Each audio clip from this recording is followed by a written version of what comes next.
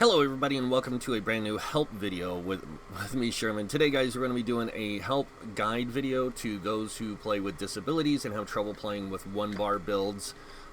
This is to help them be able to play a one-bar tank, because I know how hard it can be to do bar swapping and all that kind of stuff. It took me a little while to learn how to master that, and for a lot of people it's just not going to happen. So this is to help you guys so you guys can play the game and enjoy it as a tank. So, if you guys haven't seen my latest build video, The Black Knight, you can go check it out. This will be coming out shortly after that, about an hour after. So you guys probably have had time to either watch it. If not, go and watch it. You guys will see why it works so good and why this can work so good with it. So, one-bar tanking is actually one of the most difficult things for most people to do, because they don't really know what skills and abilities they should use for it. Now, the best tools for one-bar tanking are going to be sword and shield. You can tank with an ice staff on one bar. That's not too hard. It's just a matter of equipping the right skills and making sure you're using those skills properly with an ice staff. But let's go ahead and look at the skill setup for this. So if you look down here, I have Pierce Armor. This is a taunt. It's a hard taunt, so you can actually grab aggro with this and everything. We do have Deep Slash. Now, you can use the other morph of this, Heroic Slash, to get Minor Maim and also get the Minor Heroism.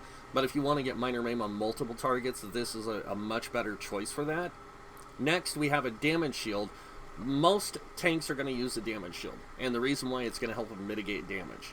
And you can see this one is Spike Bone Shield. This is from the Undaunted skill line. If you don't have this, you can always use the Sword and Shield. Absorb Magicka for now until you can get that Bone Shield. Do dungeons on normal play until you unlock the Undaunted skill line. Once you get the Bone Shield, you'll be able to tank effectively in most base game, pretty much all base game dungeons and veteran DLC dungeons with these kind of setups. So, but make sure you have a damage shield, whether it be a class one or the Undaunted one. Next, a heal. And it's super important that you have a self-heal, because as a tank, you do take a lot of damage, and sometimes the healer can't get to you in time, so having your own self-heal to heal yourself is really important. Next, we have our resistance buff. Now, this is going to give you Major Ward and Major Resolve. This is going to boost your resistances. In this character's case, it's going to put me at 29 spell and physical resist. Now, this is a good resistant area for you to be. Now, the cap for resistance is 33,000. That means you can go to 33,000. Anything above that, you just don't get anything for it. Anything below that, you just get whatever percentage values it is. This, you're getting about 58% of damage mitigation. So 48, sorry, percent damage mitigation, which is fine. That's more than enough to play a tank in the game. Another thing that you can do to play a tank is, if you are running low on resources, you can use like the Lady Monostone. You can also use monster sets to help boost your resistances, or gear sets that drop in the game that give you spell and physical resist. Those are other options that you can use to boost your resistances. Bloodspawn's a really good set, especially for one-bar tanking. Not for the ultimate gen, but for the resistance buff that you can get from it. So you have a lot of options here in tools that you can use for one-bar tanking. And I am going to take this into a dungeon and show you what it looks like to tank with. So, because that's something that somebody asked me if I could show when I show this video. The thing you have to understand about one-bar tanking is it's not as easy as I'm going to make it look, because a lot of people's hand-eye coordination can be really bad. So the best thing to do is find the skills placement that works best for you and play that way. A lot of people, it could be backwards on the keyboard, like they might want the 1 key to be their resistance buff, their 2 key to be taunt, 3 key to be shields, 4 key to be the other thing. Some people might be even using a Nostromo gamepad thing that has like an analog thumb thing with like multiple buttons all over it, so that way they can play more effectively without using keyboard. Some people might even be using a gamepad because of this. So, but yeah, it's pretty simple. Just go in and do like you normally would with the tank. Now this thing is made to just do damage and tank at the same time. So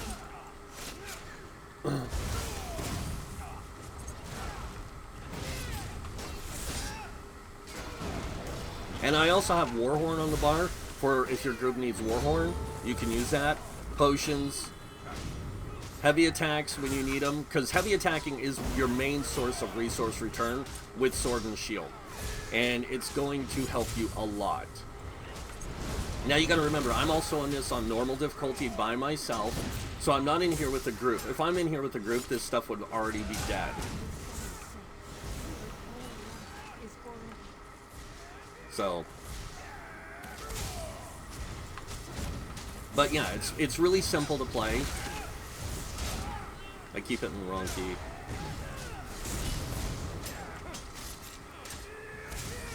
And then if you want to play this character, this type of character as a damage dealer, this character does work as a damage dealer as well, just to let you know. So I've already done a help video on how to play stamina, 1 bar, and you can pretty much use that same setup for this character, and it would work fine. So, and that's it. And that's how you can tank 1 bar. It looks a lot simpler than it actually is. It's like I said, it becomes a thing of muscle memory. And once you get your muscle memory down on your key placement and what abilities are where, that's where things start to fit better. And then once you have that down and you can do what I just did, then you know you're in a good place. But anyone can 1 bar tank. And this is just to help those who, like I said, have disabilities and problems, because I do have that issue. I have tremors, and it can be really hard for me to play the game sometimes. I'm going to see if I can get it to see if you guys can see this.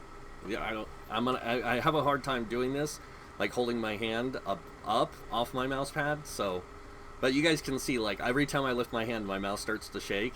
That's because I shake all the time. So I have to, like, basically cement my wrist to my mouse pad and hold my hand to hold my mouse stable. And then with my other hand, I do kind of the same thing, but I rest my hand on my tray where my keyboard is. And I just kind of hold it there, and then that way I don't have to do anything. And I've trained myself to play with this disability, so I'm not the best player in the world, but I do get by. So, but yeah, and that, my friends, is how you can tank 1 bar. And I hope it helps. I really do, because I know it can be a real challenge to play this game when you do have disabilities. Because I know of other people, like there's a person I was talking to recently who plays with I don't know if you guys know what it's called, a mechanical claw. And they use that on a gamepad to move their camera, or to move their character. They use the mouse and stuff with a 12-button mouse to use all their abilities and everything. Think about that. It's not as easy. So I thought that was really cool when we were discussing that, how they play. And it really did explain a lot more to me that can be really difficult. So... but yeah, and don't be afraid to try to play games with disabilities. Sometimes overcoming that challenge is what can really help you in the long run. Because I drink a lot of coffee in the morning,